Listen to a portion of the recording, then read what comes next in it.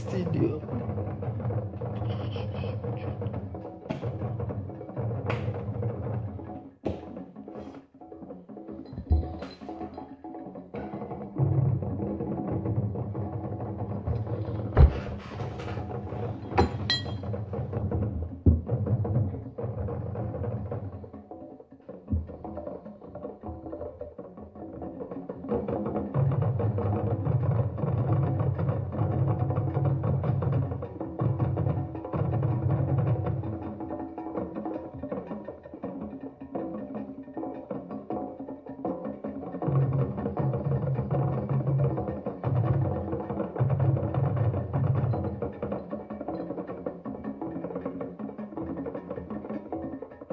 Et Uncle Raymond, ça va bien?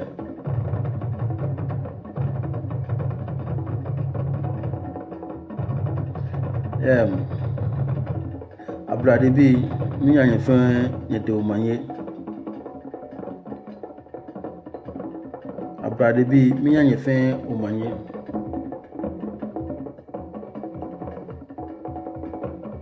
Ganyo fomo bi oke ode bi jibo. Waga Abradebi jibo. Ode bi chwange benyon jibo. Lojino kuni onupa epi keko ase ganyo fomo bi ona nchon lo keke ode bi jimi jo ode bi jibo Abradebi jibo. Loko mitoni ke ganyo jibo no kwemi o ka shi ode bi jimi don shan waka Abradebi jimi. Goska ke ode bi jibo e be chwange yon jibo. Betty, ça va bien?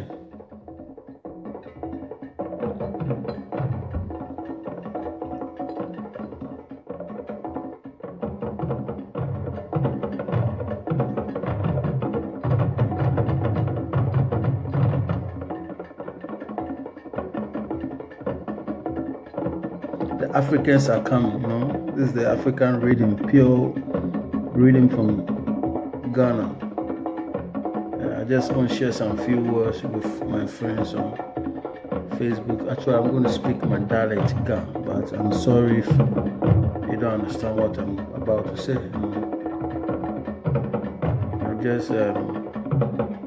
I'm here to appreciate those who have done a lot for artists. Because there's a lot of people who have done a lot for we artists. And it's about time we appreciate them.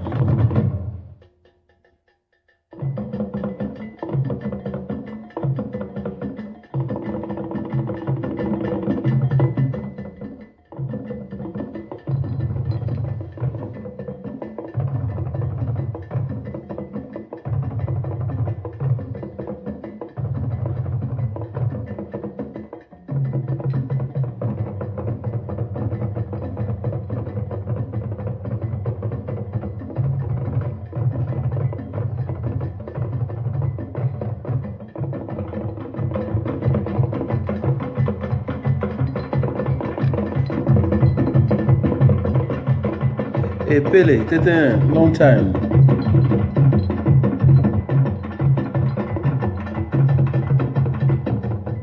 Yeah, much programmation. First, Abradebi, member ya domanye ko wanda college ma wisha kayani je papa chale woje papa ena wako. Yeah, ma ko no make me wo. Ekuma no me papa la mtioshin, ekuma papa ma me awo ona nchon. Just like a topic on you for past months, the topic like a disturb on or just like into my way. Pale and better. Why not share video? Because if I go when you make I'm a video about Facebook, I'm contribute, I'm a mind concerned with the guns. There's nothing they will talk about that. We they can say wawawe, then they can come here wawawe, like a topic any. Last time in my face, when some feel she I mean like me to my put things into where they're supposed to be. Like I can come here wawawe.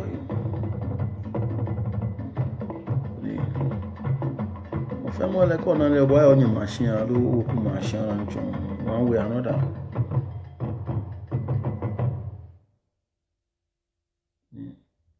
kuma yana una sani wa appreciate me una njo sani wa appreciate me kuma ni game ni bina me fia game una njo to kama jishenke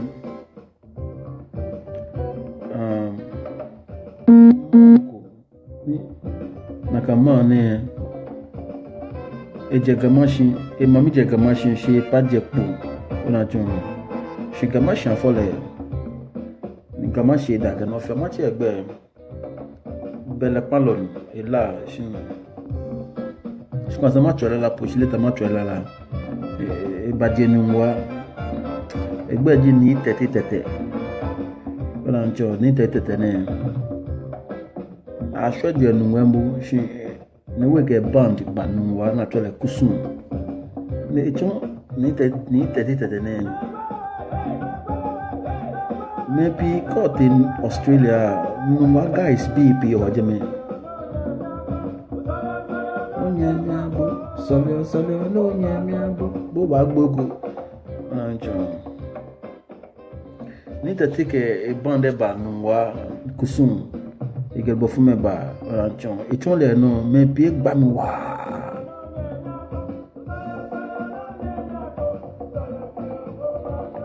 me gba mi wa serious ranchon ko ti Australia no one guys be fire wa true kusun abana wala me no ni tuza no badie no ni di te chole ten salaka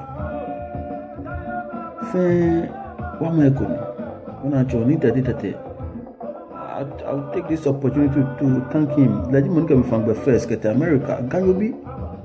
Rancho. Shimbe pie me. Wana ni bonyo. Ye mohe fe papa. Bomo ko bene je shpone no. Rancho loke. Onyami okonyami yin shipeni. E chon bo suma papa alukule.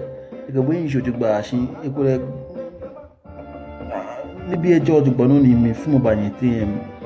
Ayu egbonu ayu papa wa kai le papa ne fi abo ona njo ona beni won da be won kase ni mu ni gba san ni tete mu we egbonu ke shi na so mo na God agbon san no feel smart you have to learn ona njo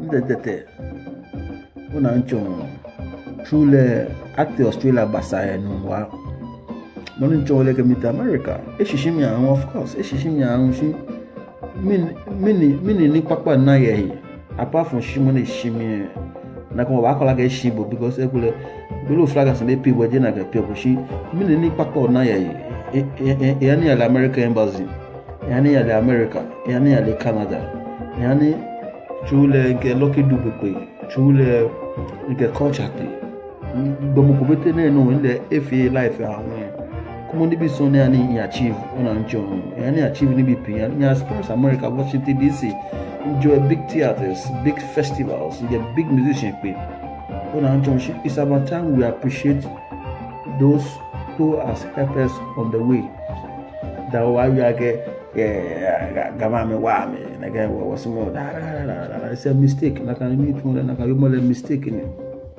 ona ncho lo tete kusum o wa don ke ni bi no fi aga form bi fi true tete no me bi aka be fami true tete me pick up for me for ona ncho yeah life ebo mode mo go ja ke mo shi je lepe mo le lan to ane obuade ona ncho the people have sacrificed their life obuade no go to America ona njo efe ni bi fe festival women ona njo je lepe Yakubu ade ajakpani Musa fatete ade me ona mama mka jo shomo ba ni won wo mo mi ni jo e session an gbo mo na wa ka me ona njo mi wa me je lepe Ekins ade Ekins hide Germany true the mun ba Germany jo fu ba Norway bia ebo mo de njo ti ame ka go ba wo jofi mune woku na wo ise She gave me a book of Bible now. We say that's life. It is. Well, it's about time we appreciate those people. As I need like what that man. She need by no way, that me say my family the Ghana fan want me.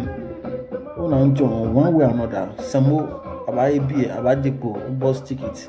And John, 30 get 30 no a gym. Bambanaji, no we feed down scores. Truly, we make a whammy. Oh, and again, we are very good. We are very good. We are very, very, very good. Yeah. I'm young guy could know we are Ghana told Louis Wonder. A bomode were pop on Facebook. On the Baji Accra, a build school, free school. Someone appreciating the good men, if you don't about Tasha Bavi, and Huawei, no Finnegan. Me, Bomodenas, and anyone watch him out, but Louis Wonder. If I call Accra, I could in James Fort, if they can be at school. Free. I could be at school, how many in Atale Shuji. Louis Wonder, good, God bless you. The good women as some will be Papa, only men I get, may I not feeling Papa. You understand? Yeah. They done any going. They done no living there. He papa. You couldn't get any going for that. People here, there are people who have sacrificed their life. Louis Wonder. I'm using this opportunity to thank you what you are doing in Accra. Dear Ganyuni, Sheba in Accra Art Center. It was young. Nane wagama be a gang. Nane Moscow kuye. Kade pram bonjo na eko big project. Nije government yishi. Young guy to mugabo no onanjo. Dan in guy ko no atole lucky. Na we Australia. E babo checha ko shi a great festival Ghana atole Tumatu festival. You understand? Ni a great platform artists here Ghana ni wa me. To come and showcase the talent you get. Mo cheers the Chicago, not Chicago, Australia, look about Fair Festival. So we have to appreciate those people. As I mean, go about life in the Ghana. What Chama Buena Mimbo Monday as an example. Only Bunko and Mansani, Unago, there are people who are doing it. They dane Nigbo in pet. People are doing, they can lose one that and you know, naturally powerful. I think Cambo, true Cambo and say, let me papa and Jemba. And powerful, no, caught a crassy, and a big project, young guy to Ngabo, no only a chance. A useful chance and get a woman, you understand? You woman, you can't change the whole world way. The people around you, you try to communicate with them. And by doing that example, another people too can follow you, bro. What not chance here, Beshi? Come on, no chance anywhere. Respect that person. On a powerful, I also use this platform to thank you, powerful. Yeah, you are doing a good job. Now, never free project here, Kukrobite, I thought that Sassy. People are doing great things, and my hero, me, so we'll get to you there. Bro, for the life, what time, what picture, Louis Wonder, lucky, powerful. Bonko limuguni yenya kuchwe malunya ikuni bomode babumba. You understand? I go bomode bomode. So there are people doing very, very good. There are people doing very, very good. Ekis niwe bomode. Two ekis no me people ka Germany akumapa. You understand? Yeah. That's how Orlando 2 ekis. Orlando kegba me Germany. You understand? Yeah. We will talk. We'll go on your watch my boy. We'll get maybe to Billy Cash and I can yard. On a chop pilly, equipment on a chon, no chon when you mean, Niji tattoo the thing called Beba. Small Tommy. When in a way pick up America, on a chon, yeah. When you get the opportunity, you grab it. Okay. So people have been good. Brown, no America, no white guys say America. And I saw well people men women. Men women wow, it's very beautiful. Men women.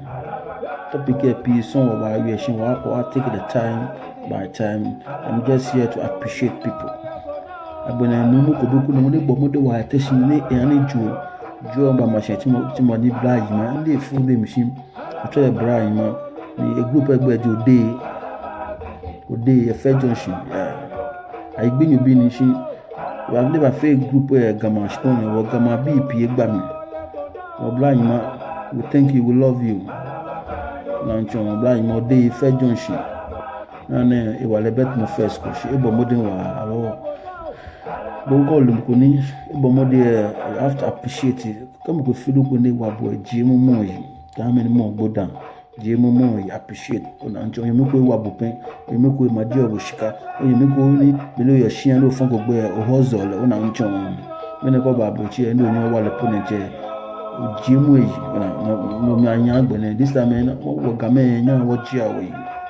Funa ba ga ga mo wa awo yi, ga mo fe ne ga da bi na ga vibe le me I was fight for it. Ko o fe video. Look over over you ka ba ga mo wa because ga me wa I'm giving examples on Anthony ni bi ni ga me film. Guy ko be a nickname is guy. Sina na ko to Facebook e ma Daniel Ashiteku. Raspino. Yeah. Dan Ashiteku ni incho ne magba esanuko about rancho elele duma ge waseku la filipo ka wa artist no go into na ga wasa na echo le Ashiteku be shika she get what I mean never kwano yeah Rasta yo wagwan I make boss and the few as example where people need warm. I am many warm. Okay. Nasana kagbeme. You should appreciate them. Example. I get particular natural wiser. You have a dream to know about Africa artists. We go into the tombos. But basically, what you mean? She look one day, but no where you fight for it. Once I appreciate because you make the gateway. Yeah, man. These are the we got to do. We appreciate people. No work bana kan. Game wa feeling get. Abi me na me wa me na se wa appreciate am. No ji koni efi example. Can be any back. There are people who helps than all the time. Me awa. Lo give them back from no ba put am to mo jake awa. Yeah, lo buko ye top go anyo yue. Yeah. Oh yeah, to me no you on na kan ni. Imbobo to esan ni. Me to ba pa no ko ni fio ni yo ina ni mi unka ba shuesu. Yeah. Wo fe klalo aka o ba wa me. Ni won wa me ni nto na wa me. Fi je mo ni so na wa le. Ija ake shi be ko me o to wa mokopo ni le wa mo ehian le. No ka ji wa le shika po no ke o nyemi e mo no afi passport po de nche. E ba ye shika ni ba mo wo de saka mo. Oko yani o machine ni le mo ba kan me ba wo se shibiro ana ehon blocks ehon iron rods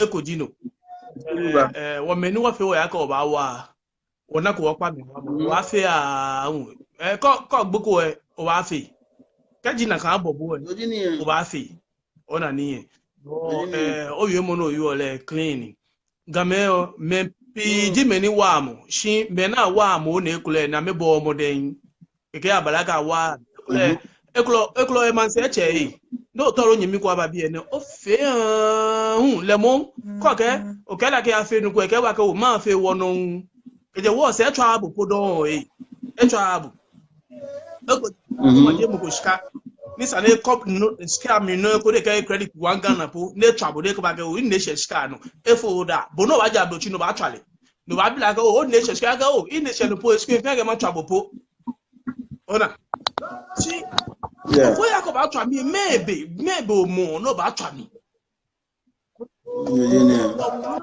wani ekule meni woto ni wo wa mi na me ani meni to na wa ame wa me na nwa o ge mini ame je jewi Ora. Oui. Ole mi odo ba. She first. Tue ba bo le beni me fi oni keke bo ameke ni bi ni make me nele njele si. Ka ati se na ba hin keke won fe olo. Ora. Minaga inya go bi maga elebolo. Minaga pele, minaga zga. Olesga. She little back pano. Because Oshishi Amranchon. Ole na way America. Okay. She challenge she no youงอนwa me appreciate like Brahima ba neighbor fe group o dey fe joshi. Como que chon Brahima, como me ne ba bro. Nakani. Maybe na sani this a tennis and wa appreciate that. No jini ye. Shibo true le no wala abuchi okubo gan wo wo le wupo ga wa ona jo master ni 33 came to America true le when the guy say pay Australia people like we should appreciate people na me wa ona njo that's the vibes ona njo me this one go back attack man le wa ga me wa we no na ka vibes so na ya be sani abene yo leji ko sana nya chegbe mu na I direct to one person. She if any money I can mokome eju mo fia mo hale.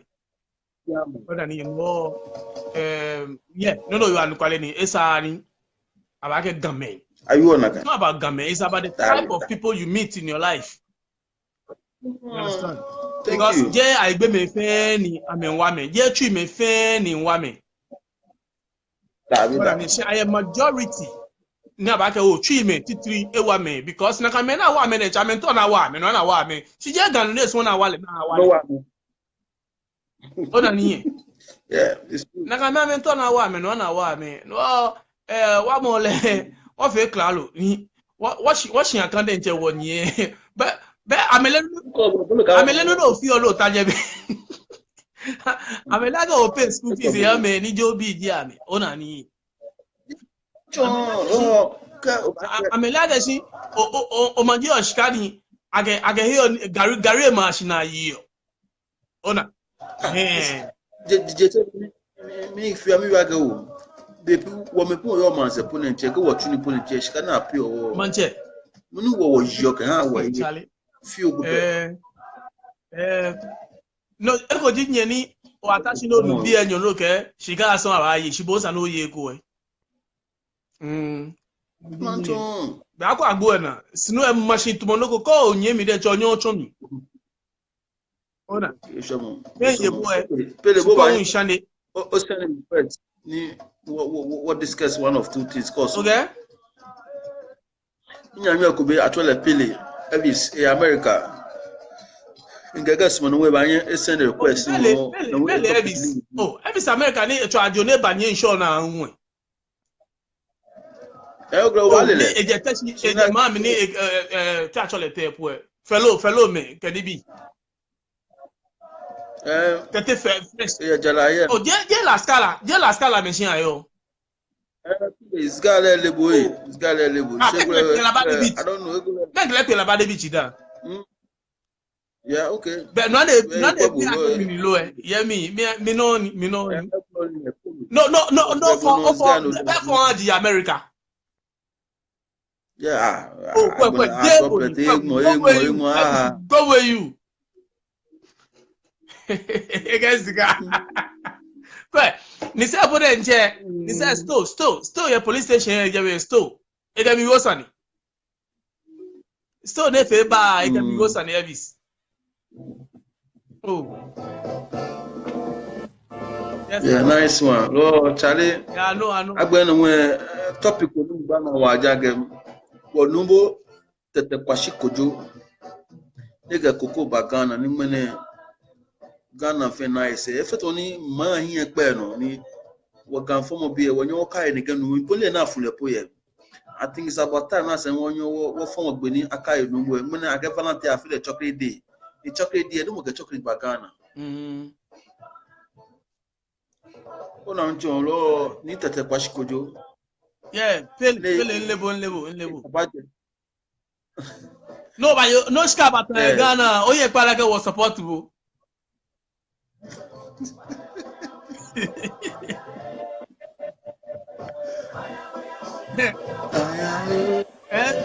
Bra. Hey, Ben Mafia, you don't go sleep now. If you don't go sleep, make it come to try and make it come chill. Sale, what any be? Don't fight. No, I guess can't wait try and get a wound. Surely. Sana any be in body. Your boys area, Sunny boys are yenny.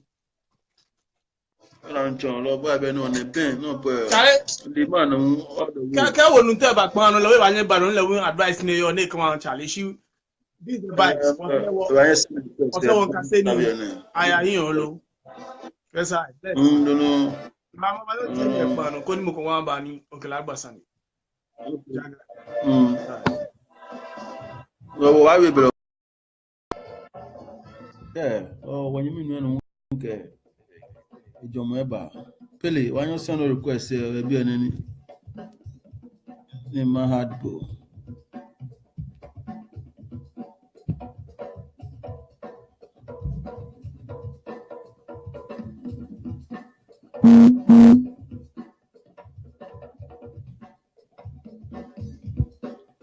Lord to benchon, una someone appreciate me wa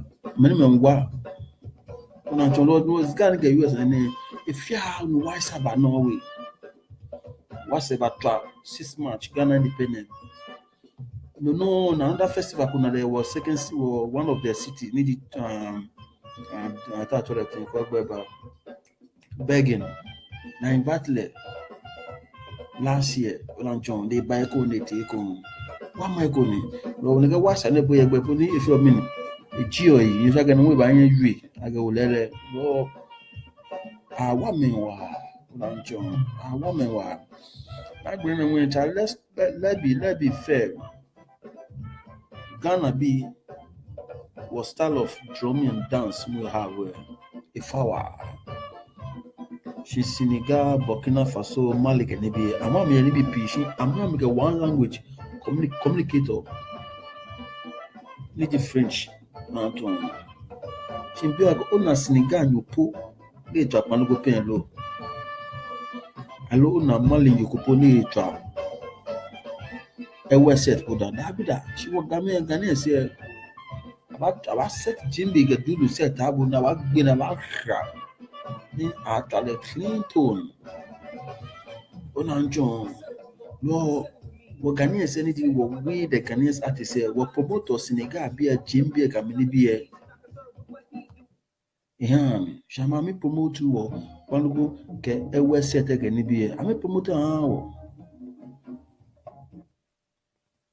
No, the barage kefie or nage Senegal be a I'm sure if you were just like a what preacher I'm a drum say need I'm a drums I'm a dum can be a finishing I'm a preachy where said go make a nibi a happy that I've been I'm a choral I'm a track I'm a party fan I'm try war music have a strong key music here I'm a law of you I'm a music of you one more bomb when you was style she Senegal be a Burkina Faso, Mali, and don't joke with them when it comes to music and instruments. Let's be fair. I mean, Jimmy get do pick up my crush. Always say, now big shows for Ghanaians are which because I'm needing me I'm not made them go back to Zalifo, go back to drums, go back to Balif. I've been here. She was Ghanaians here anywhere. I'm say, go on, not sure at all. Because I was said as an minute, okay. Anya not drummers to me 4-6 years. One year sound me good because I was doing what you okay at Japan. Okay, many of your Japan logo Takashi Fadidi, the Fadidi, Mavana, member meeting at a show Fadidi. That be that because come out to a child go when you get 2 drummers spare to a child. So no not drum set FN. When I'm doing you one about it. So Guinea Senegal man be a come now made them put in chair and before put in chair. Sound no about beautiful. What can you can't take it from them. When I'm trying, well, it is what it is. Now, by the way, I'm talking in terms of dancing. Dancing, check it call American Got Talent. And do you think on dance? Like Adwa, Money be affect mo if you one way all the time. Maybe 1 year. Akaba yishike mu ajapani me Musafa tete de me. Ekins me. Ona njon. Akaba yi naka panduko ke fumu ke ajubuga ni bi akaba yishike mu lo like they show no ni bi efin but fumu ba mkase efin pa mi le fin po mu nagra yeve to ko acha ke ni na efin. Ni we the Ghanaians what you ni bi fun ya chon. When me group yo Ghana, allo me group e ba man se na eju pacha. Me group yo Ghana, allo me group e ba se ni Ghana group na eju adowa. Le adowa po asede me eju olewa. Shi pacha to ko gahu fume. What do po one na to be ado this time?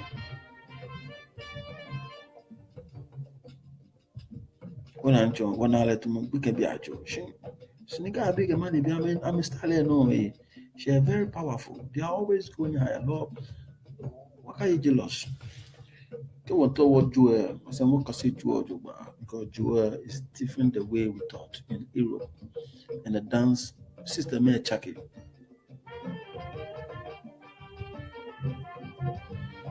Imanokuni and then what record in way but modern war. No Rasta guy, no only many why she.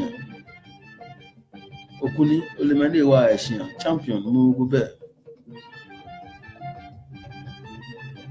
Achiagbeko. Yeah, Nkuni no way wa me wa long kuni bon do platform na can do ya ga obo modern wa because we support wa Asian or sabata na say what Jim me wa you turning wa nche me kuma gbenke wonder powerful lucky they are doing great thing home Jimano kuni na way la na way fit be Asian no way ga me Asian na me sure ke asenanya sakro we come people are happy though. Remember you are working wow naka vibe ke mun ke za fono. Ko nyo ba wi to mo yomo ka ra ga wow naka topic me I go fight to it. People are happy. Man ko chairman actually not Blue Journal ko na le Facebook wa. I also take this opportunity to appreciate it. But more than wow, serious because on a boy acrobatics be na musician be na eke mo film ba on board ona njon eke mo film ba on board na get take go to the way you feel oh there are people who are doing good na some appreciate na man na njon like if can be acrobatics be musicians be get be they come ba they put them together. Nagamana Bomode, Masawa appreciate Amage, I am many Bomode, Onanjo, I am many Bomode, Lona, I am many Bomode, Sanaga Menfe, Nakanaka will. They are take with them. Men topic any few jackal. I am many what Nasanaga men, what Jamie, Louis Wonder. The Fefe Street Academy in Ghana, a web can be wa.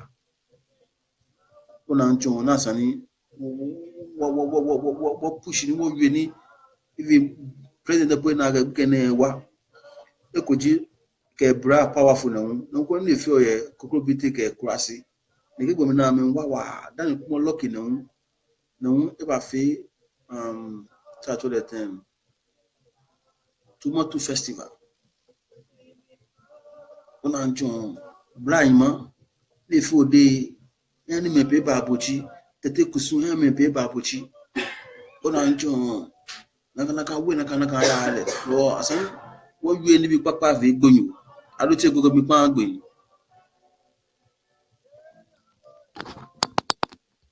okay no e te ku no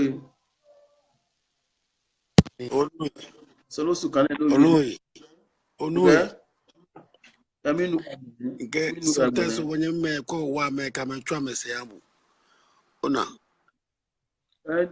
Nyama tombo ko owamoko ni mo nye appreciable alo owamoko ni mo igwa ke ewabu na ga mo isale ke suma ke le nyumo te como ona ni ko mama ke boluko mi intega ni ya wa me mu ya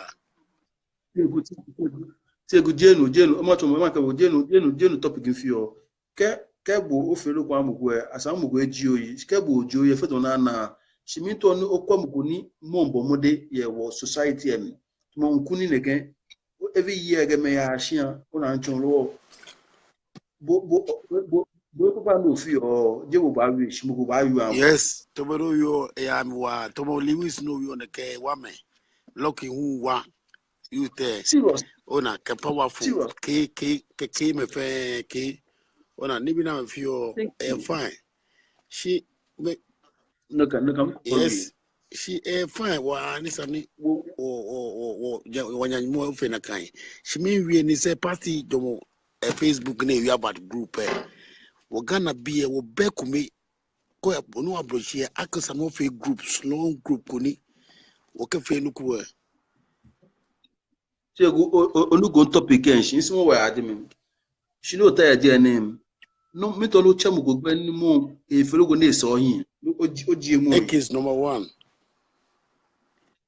thank you Ekis say nini Ekis feel na kan take bo man san fe ehiwa na ga woto no ya ona Ekis ne ke e fe to mo powerful e fe enimu hu mbomode ona na ka ya feel mi gba so okay kuma powerful ni wa fe nkan bomu tru nkan bomu e mene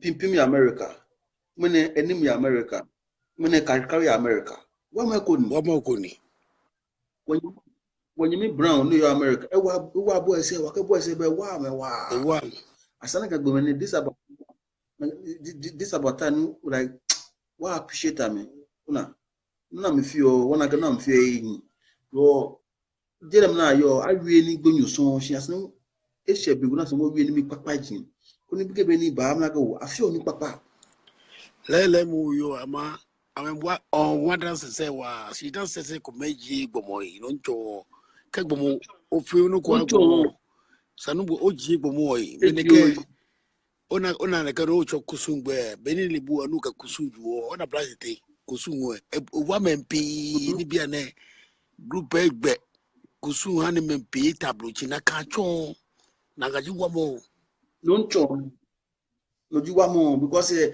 ke momogo ja ga emotion ni wo mempi ya ko Australia yes ma chwela la me ni issue le chon issue kusun chon je le pe dada ni we Australia no e wa me lele no we wa me ona ncho blood ai no we wa me ncho blood je ni gboyin lo ga me wo wa wo yi kumo no po ni ya te bi le fi efi ni atere chale be ni wale chale oh ni rest in peace ni you hello na ngajele mi yole ona lo people me wa me lo ga me wo wa wo yi Monica awale Monica awale in this moment let's appreciate those who have done something in our life nke onui o ti eku gbon ogomode gbon ofe ego ona nkare bulu wa fe abankawa ona ncho ona many wa one way ona many wa you do your best ona ncho lo keep it up ona ncho ona ga member kwan lo why we below ti ego we don we appreciate those who have done like ma ona yi Musafa nínú ọdún o member no na yi mu na Musafa na no opio na mi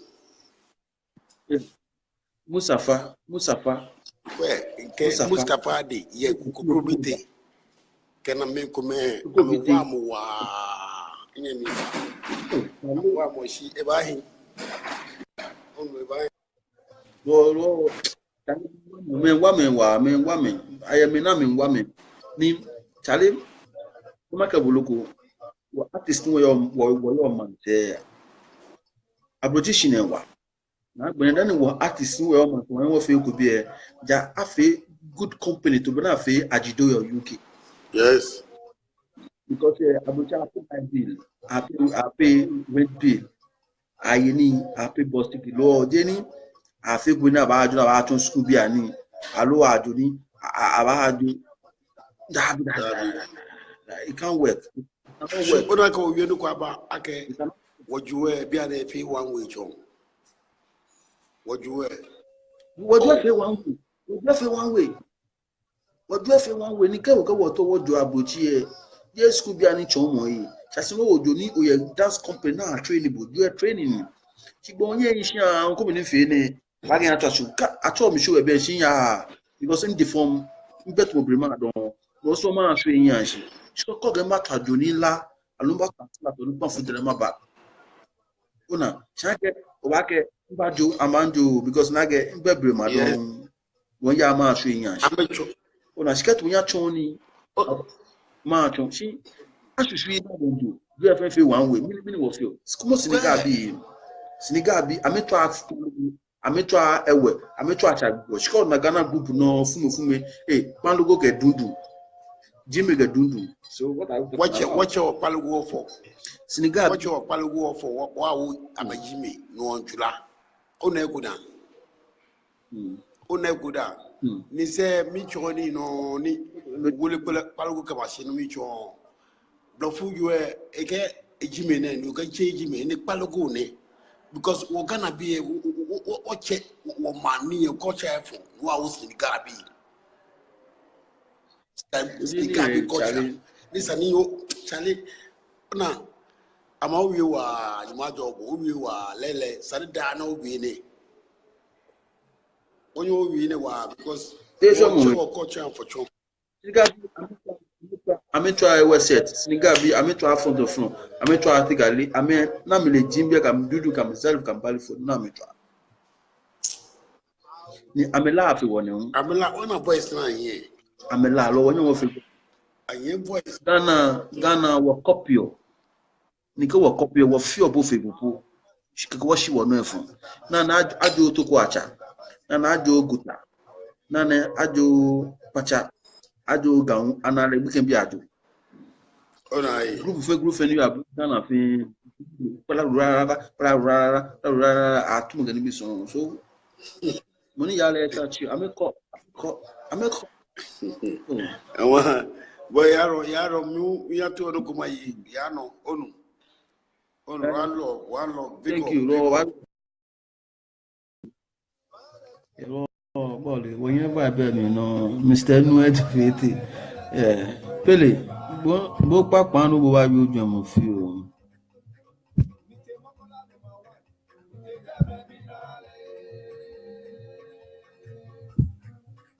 Yeah, Lord, watch on, Lord, men are good. People are good. Powerful. If any be we appreciate them. We love them. Oh, men are sure I can game wow. I make because game wow. Virginia it's really nice. Senegal big and Malibia. I'm a la. I'm a family. No, I'm feel. What Ghanaians here. Dabi. Organize Dabi.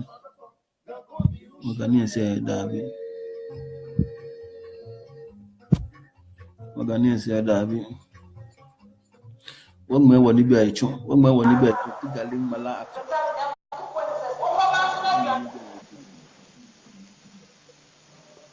Well, náà lẹ́yìn. Máa tí ẹ̀kọ́ bí ní òun ni. Amawan. Abrade bí kò bó. Ní Omanya phone. Omanya bra. To we know you all na kanu. What me culture wa. To know you what me culture. Because Europe no tomorrow chwa wo mo but some of the people were wow because ablochi we mo fi mo ndwe. Secondly, abroche mo fẹ́ mo join ni jo ehun bi an ebele to mo fẹ́ say to mo first bi na me ba amba enjoy Oh, be an hour. I mean, mini fair because mini una me ya me fail or juba. I feel like coming for but Senegal be they do it ni I mean one no part that first still traban I mean together ba wo game wo be ko be fe mo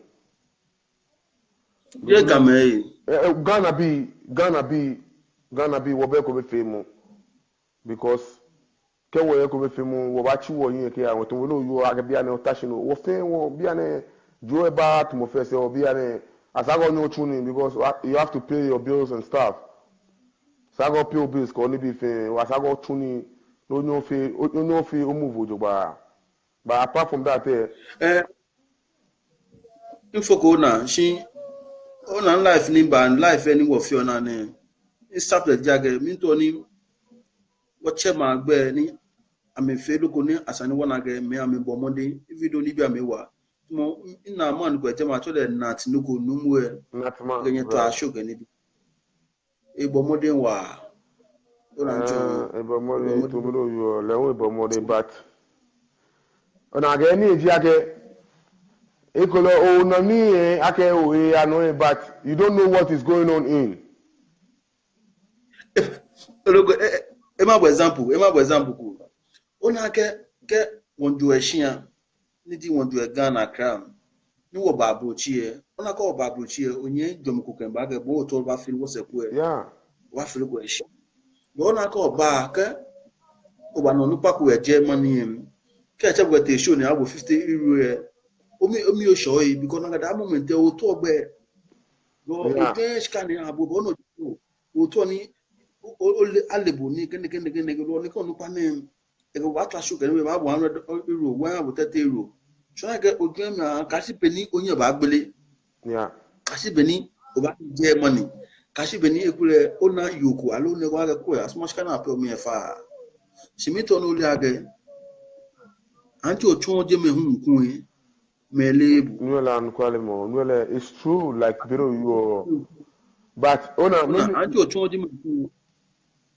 lo ba fi after ni Nigeria bu $100, €100, €50, €30 no flag shimbu e ni meke le bo ni boka le di magbenem then you have to establish yourself to ona to yeah no juwa mo le wabo ni mo ko wu ye ni ama egole mene o ama minta no banka bo te ko mo ko ya na bo o chale padi ne nice okay o eje no agbene mo ni kebo teje le mo ne kebo teje agbene ena hatred ko yabo because egole for the beginning egole ekebo teje me o kebo te o ama o me na achola ma agbe next time agbe na ka mo isu ake gbo adili because the person is no na ka person elele na yomi agbe mo ni kebo teje agbe le mo agbe na chebu le me kebo teje na ka o sumo se o ne ke agbe na no juno ni ya no bia ne ye German boy say because mono cho ne ewa wo bi but e ko me fe mo du mo ameme because ewa me ko me ewa wo bi pi na ba bi ne anji no fia no ye ko okay ojogban ko school alo ame ye ko me fe mo ojogban school me ko me shi na ba ya because they come here a lot ni na ga group na me ba bi set any ba kana ga set do moshi ni ichoko me ye mi boga they will go far. Lo na ni bo ba fe jake. Kenye enyo etenye no yin shin. Asana ga enyo etenye. Ndu hemo ke le wonye mi ni set example. Etan. Je me pi bia ne drum ye dance people can be atawo me pi na wa twa no goda bi. Me yesa enyo ko etenku. Lojin one thing won't gbe wo Ghanaians wo cultures because wo Ghanaians say ejun wo duo onye oge tu drum me say atwa because for example ko to lo to achagbogo ko ge tu drum to adu efe ana jo gbe washi because what want to gbe washi because what ka ko to me ko le okay ko le bo one drum or one dancer pe le ko le perform what ka ko tu because in group but then you are when you know how to do solo what for sure if you because if you're not about chebo you present yourself. Yeah, no jini lo she mi to lo use platform ni o che me nyo gbe ni oflaga mi bo mode ni o appreciate am. Men me appreciate am no mo ne ni mo le jole ni ate Ghana dance champion ni ate ni mo le jole ni yo because no ni FA Ghana yeah le ani wo Ghana dancers wo femini wo machine olololo because le eke wale wo no piano me nje mo fe ko wa kai 2008 ju mi ni po wo fe wo legon ama bo kayo yeah man le no bu ana o ga ba shi no chumo le na yo mi ko ha na shishi bu ebe onyo ya yin no juno ko menu asa ko ake mo fe mo ni ko ba chebo ipo mo ni chebo na ga ene chebo le ko le fi call if use credit if contact will trade if movement before than ba chebo mi no ni sumoji ake ko che mi ni 20 cent to ba mi ji o alo 50 cent to ba mi make sure that na ga 50 cent at the end of the day so go gbe lo ba che mo go gbe ma che ni ate ke no mo ni ate mo go gbe le bi ene achole ni avenu achole God Udamete oh nu mo ko be o chale o iwa don naga nu mo na le po ko olele na go le ni bi ko ingele tuna mi bi imbo su kra mo na mi ye bele bi ene no Udamete na ga wo lo nupa ko ehia awole nupa ko ehia avenu mo nche de bi ane ona amekani bi ene mbani na me bi ene nati je mo fe mo ni eji ochi je mo fe mo ni ke bo ya show ni like e ba ni opi no fi na abugbo ga bi oji mboshi ina ke ko ni ojo sa eni ke logo wo ojo ma agbene ro agbene ke je mene ke ya o ba dun ipapa ife gbonyu bo ma de san ke shine ya to shi ke gbon de sa gbon shi po ni je asan se o kai no ko papa ne fi abo o ko ka na ka lo ko kan ne fi abo no go jo so mo na le ke no na go tari e sha ni fi pari ni fi still so mo san lo ke e sha go na go papa aka ne fi ne gen wo fi ne na ga no small don no din no nga fi on ga program ne because program ne is about the people around you lo okay o che me nyogbe ni ya ate ke ni Udamete lọ́wọ́ Ìbàdàn times ona na wo keep iya go ba kai mi eyi ko lo wa le nu mu e oh bo le nu mu Felix bileg yeah man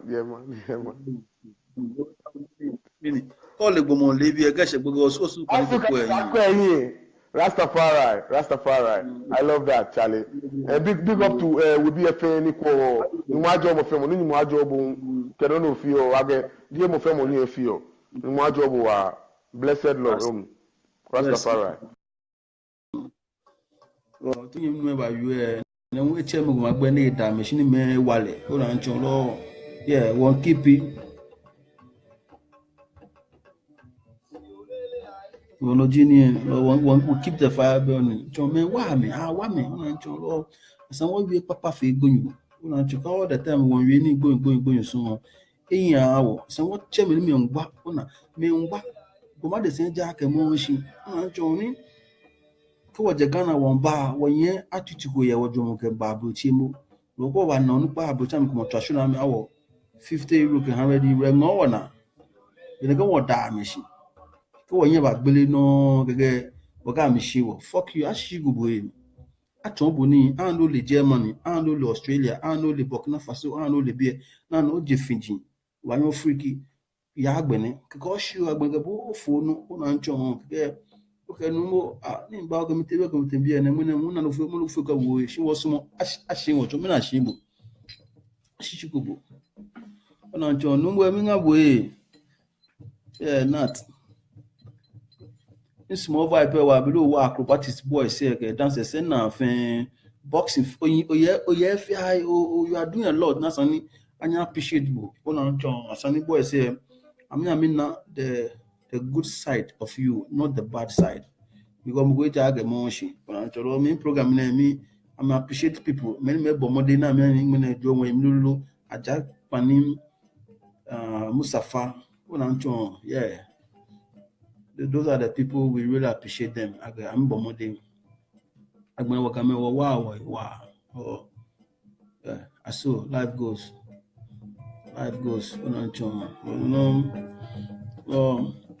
Mo call ya mukolo flag e bomode bo banyo ogie someone GMI guy na mi che gbe da Louis Wonder ona ncho je kan yo bi ni se wa ka ma bi e shan a ma school to ala me a feel me e fo keke ene me ba san wona no wo wi keke onugba na aga pe me ngwa keke mo ni fi one na we nu aga a je ye ken we femini ina wala aga mo na tele le tatun na pan le sablan o tele bulu tatun ko pan le sablan o pan le Louis Wonder chat no jibo kenye mi powerful na mu e krasi ke probite ni we di me gbe fin tele Lucky Latte we have fait tomato festival Jamestown.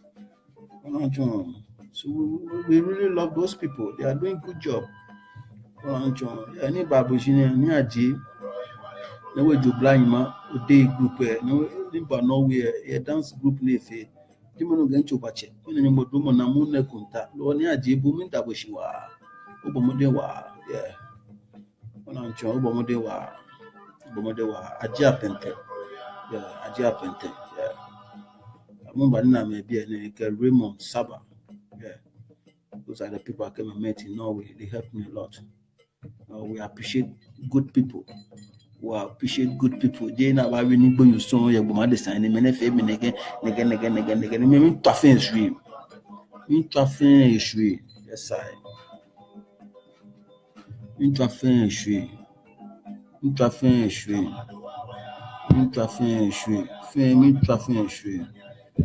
That's how we go. Ni la ni tete e ke due e groupe te nuwa mo na chu enu mo ma bi ni Australia anyami efe 10,000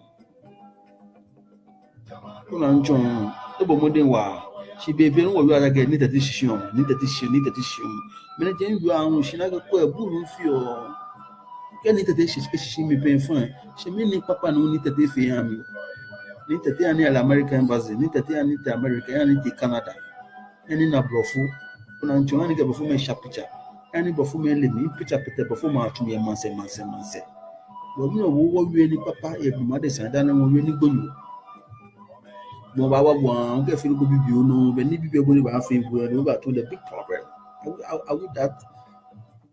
are we stupid or what ni tete kuna nchon ke mi America ke mi te Canada yani na bi ku be America na ho kuna nchon ani chule wo meet Lucky Dube meet culture life BB festival was a mandala sin de mi dabushi oshi mi gba na wani me ne ba buchi bu abuchi ni babu nge wo ku me yo na gashika tete bonya gbe bi go drop en jobuda and Ekins na una kanu Ekins ke mte German shenye 2008 2009 2010 dofu because I need more and she didn't e me problem ko tezi mu faga ko asani yani life e show ina ma Germany 1 month 2 month 3 month taking bashano season shiga ta o ya am gbani ke an me test wa ke ba no we men nge wukume yo shikani nge fie kume sheke sipone bi aga ke sipone ihe e wukuni ko shika pe ro ma use opportunity wada ekis o you are doing. That's how we do it. You appreciate people.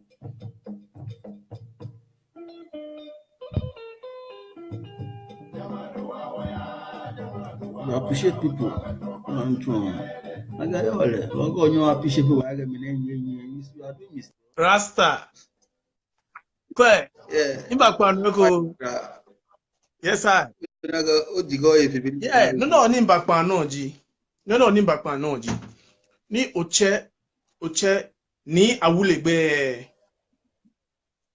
no ni kemba pan no tafa che be ko ne wu enu me ni awule le ni e invite obu ke ba blochi no ni bo oni show se ni ono here o invite le ke ba Norway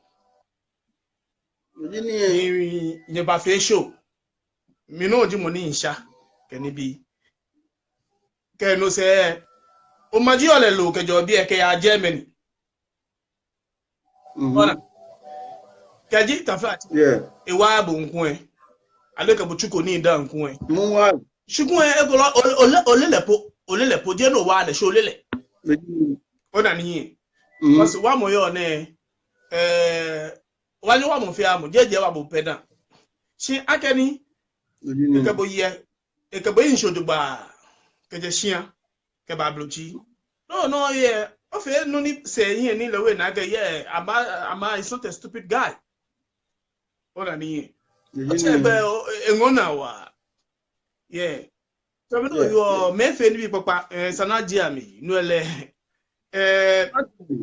bi ne ni obi ene gbero ni mi ncho ni ke ba man se mo ni no le ncho ni ke ba bi ene be ebako abrochi dan ona ni shiga mi iwe ni gbonyo pe na efe mi iwe akeko e chale me no ncho ni ke ba bi e ona ni chegbe me na ge boli kafe be chemo le be ku na so na amesona wa cha be gbe o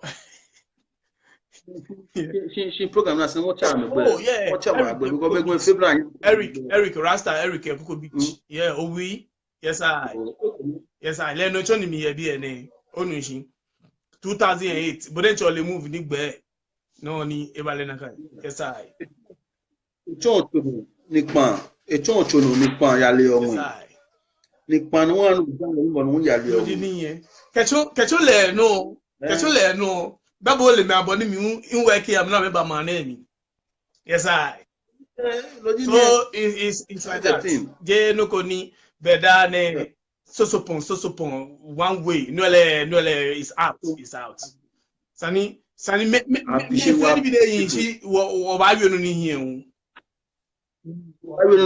ko ni me na ko na ka feel ni je ni gbonyo pa feel no la no it's a positive vibe sir awa me chale awa we me na ga pele ga me wi ro ni nga pele ba pa a shite go wa okay ras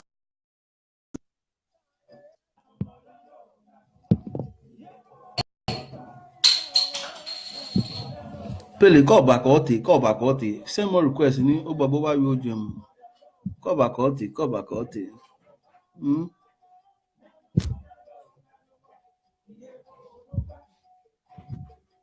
wo bona na nkenye nke bo yu aga me wa me pele ras pele send more request ni bo wa wi oju mi to bu na ko ba ko ti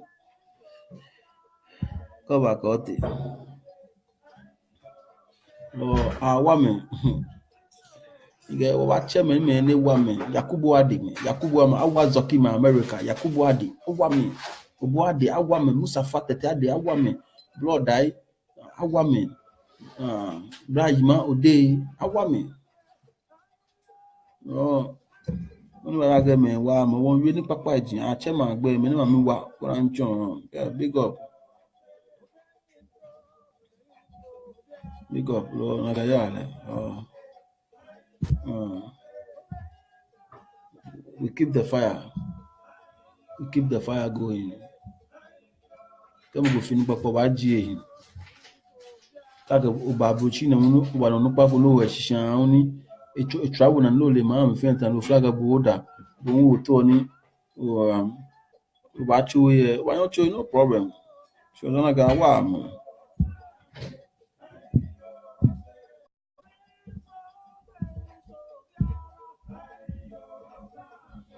I say you didn't accept invitation or click one go over pan Mbo wawe odwam. Mbo ba chemani ufraga mi wa na sananya akaya. Igbe le nya mache fin. Noni nde no mache awule akanton tole Ekins Hyde ebomode tete kusun. Ekins Hyde le fi akumapa tete na wele fi kusun. Agbona wanyemi nu ko bi na woni ba na ale atole Richard, yeah, if you kusungbo, wa me, kusungbo, nupa, noni babi ene, me babi esani papa wa, for, bongo le mugoni, I mean, ufraga se uche egbe no appreciate le, why no bakpan no achema egbe, because people are doing some good job, no sananye appreciate them.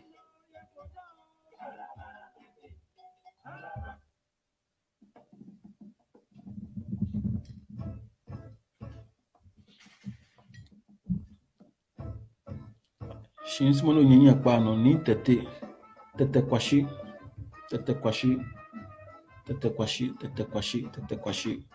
Kai gani fomo jibu asini nike numu ne da no kaile.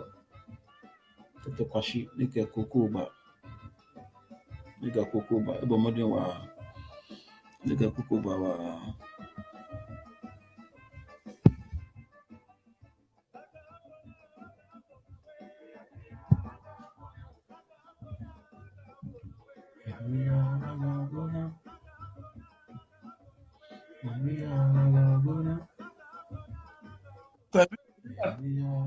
Okay, the plan no go. SWD. SWD no boy bla lie awule bla lie mode wa stay bla lie kuma ma donation ji group in your UK ne ajido me jibla for me gwabla for me naka abuke ajido onupa no bla George jo na am sure bla George uko na ebo mode wa na a fight wa ni a form like a group in UK. Through that group and your actually do a lot of people have good experience. But at the government and requirement, those time what do Ghana often what do me jago about ajido ya UK. It's true. Can Nana Danso Abiam Pan African Orchestra leader. Another yeah.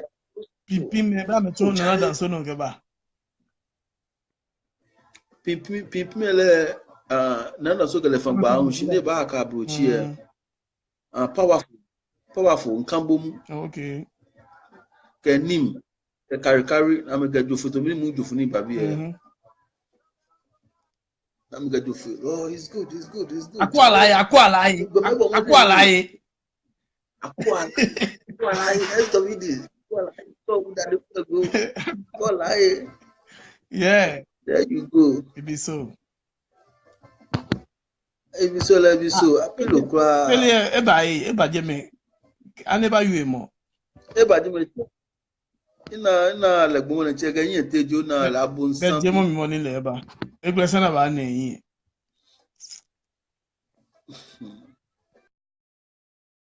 Ngele ba an wewo. To le ma bi emebu.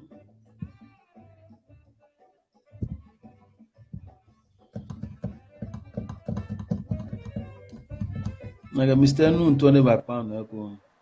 Kene won kai me na me wa won kai me wa. Ama ajido onye pa ajido no. Ajido. Nimba tegumba ema go back.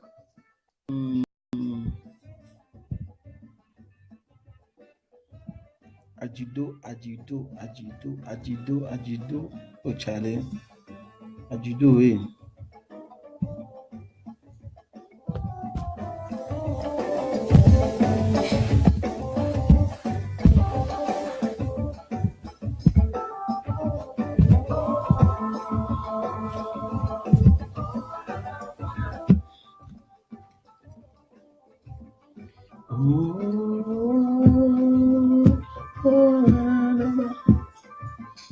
Ngeka obu agboma de san onya ama obu a. Toma de san abu ama wa. Wo no wa fiji wo mo yo ma se mo flag eduleju wo no wo na chance. Mpo wa info san wa ya hia. Wo abu agbon bia no to am ni ojugba. That's the best thing she. Come go jo mo go lale iba manse no gba de nya gbala ewa.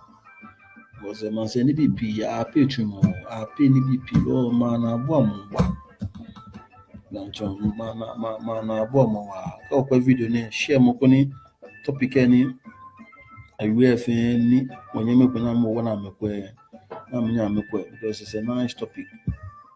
It's a nice topic. It's a really nice topic ni won kai be meni amefe papa na sane anye appreciate abawie ni gbonyin so ni gbonyin le this time we get tuning on because someone we papa dey papa ba me your life on ancho me women people are helping people on ancho women magic kan ya shin women abu flag we man say no to ko mi ba ya wule ka ba shijenika ashante me ganya aga ashante mo ga me wonya wo na ashante me fi mo ga me mo fi ancho ashante de wa ashante fi we woku bo wa nyo wo woku nobody is stopping you from that ancho people are doing good thing I love you guys so like I will spend time with you where you be sound shalom peace manya fenya pleje ma wuna che ya wo fen dwom kanile ke shikamo no wole no to won wole shi no to no ko wona papa ni gbe me fi o ha wo fe goyin because papa yumo wa to mna ga anakwalo yumo wa ifo wona ga gbo ne wa me wa bo wa wa hun shike fi go bibi no aga loko bibi ba fi big problem ona ncho iyeku kwema iyeku pele no request e si ken hard bo piki pele mi na shike request to be focus mi na o fe ko shike ken accept ya invite bo piki lo baba and phone lo use America. But I would love to talk to you because it's a long time nigga we chewa pele chewa nigga we wa chewa nigga we wa you go no invite me again but more want to chewa invitation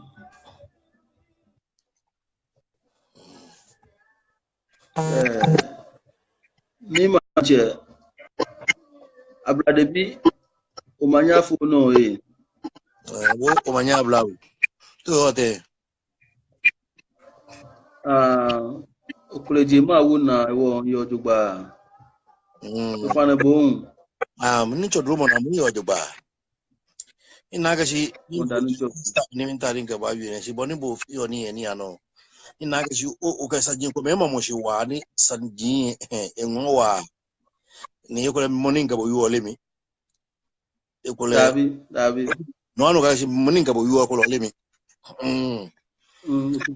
uchache me ko magbe ni wonyemi nu ani rasta man ni ba mi shake ebo yo ni lewun e mention ni bi ko me ni na ga shi ni nya wie eji ni ma shishi tu ga shi o ga me ka je mo go fero ko ha bo e ka mo fi e fon fi o e wo so mo wa wie fon e si wa wie e papa alo male je na ka nya wie mi moni Monica bo yo mo ncho aban mo ban twa regibi no anu kwa ka shi olemi shi ni nya wie enwo na wa aka shi kaji wo fin wo ba le aka kaji bo ba de safe e papa e hambo e sani odale shi ayu no ifi ni ya wa kaji wo fin wa atwa no wo ba wo comment say kaji mo ko ya jegele don kokolo no e ba bo me ni yu otwe product de ka correct e de ba e chene no si bp e gboma de sambo wi mo to e fe shi enyi e correct e mi mo ni ga bo wi ato mi ale in like she get bed on that so many years in Ghana. David, Onuku some small boys in me. Check where you me chon. Ofane ya gang ba fang boy ya gang. Me touch you Jimmy. She mam jenu wa no she lo she touch genu wa. Yeah, me ya gang. Ya gang. Okay. Mo okay. Tate no you mon le tate ojoba. Le tate ojoba de. Minji kakachichi bia leader ya manemi ya UK. Aso. Okay. Shiba minji mo ba take over ya UK. Aso. Tate no na nimba UK. To boni yo mo nya you ono na ka no. Kaje tate ngo shwe mbako ndo yo ishi. Odu ni chobo shi dake no anu ka shi. Domade sa ofin of your mistake. Ka you mo mistake say. Of your mistake. If he habo. But odu ni chobo shi. Mama name ka 99. Bodu shi. Tate je bonu bachabi they introduce me wo kakachichi. Ka mama name. Bodu shi. She adesa ka efe no kuwe ebe ho. Wongote new me. Bodu shi. Ka be ni mo no baga shi o shi bo shi de o kaje mi nku nege no mi mo egbo ko ba ji oyin da bi da odu mi shi if tate yo min dale shi aka shi kaje le nku shi ko mba ko UK da ke le jibo ni ba cha bi na nimba UK ba na mi over 1999 e ba cha bi 2006 e ba cha bi 2006 bo odu mi shi e wo to bo ni yu wo nyani wo game nyani wo ona wo game wo kaji wo ba yuri ni mko efia wo edowo but onimishi she fasting is fasting ji no ni mo efia wo nya onimishi wo lo shiaje wo it's hard akashi wa ni mko efia bo wo nya me to bodo chose many America zogi me come onimishi moko no chon dani moko le ale eko onimishi wonya sane mo fiemo a introduce agashi o kajo je e bela agashi o beja okay mo agashi o be na jibi ka babrochi wele ehia at least ya mo noko e hamo no mo ngalo wana agashi na efi abo e o appreciate but onimishi it's because because Egbam kakachi story before the jili ni aba UK nation e ba chane ba fe kusun we mo na wa ka bo mo ma no me aga le ba introduce bu kakachi ni ba job wa I5 oh yeah le jibu le no to aga ni ato bi ale mo na wa ni ma job wa ni ga bo ni e pa na amelebi in chawlo be la logic ni la bon la onu sha amacho bi alebu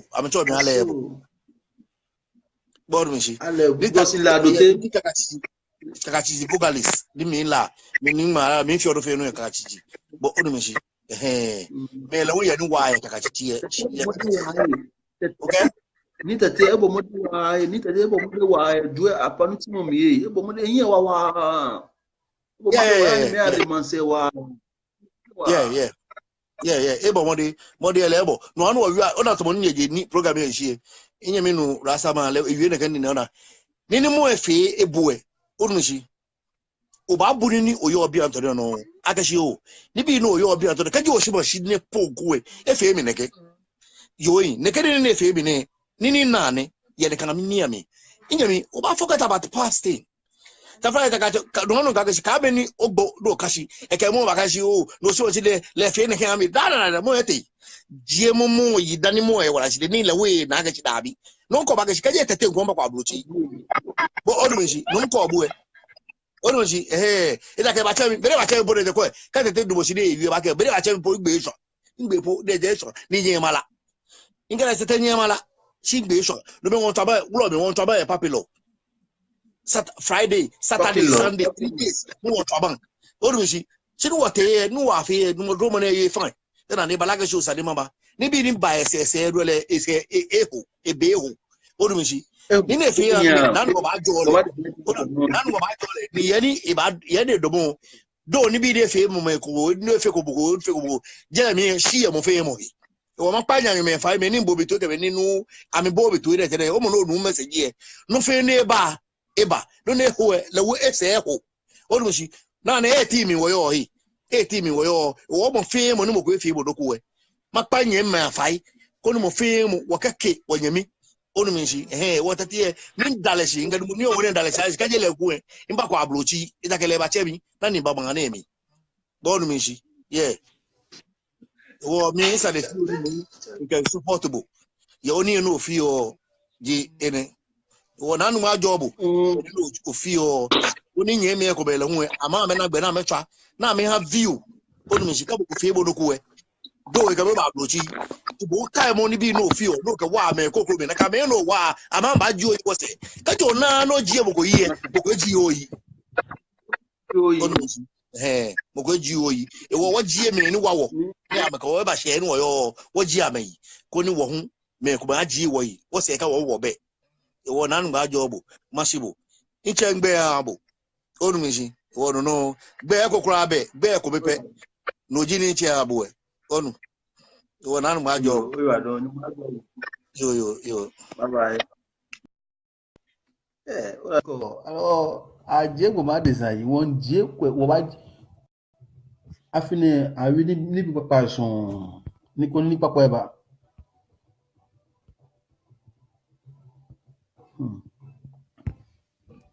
a wi ni bi papa e ko ni bi papa e ba no no se fe asini like wonye wo die ma yi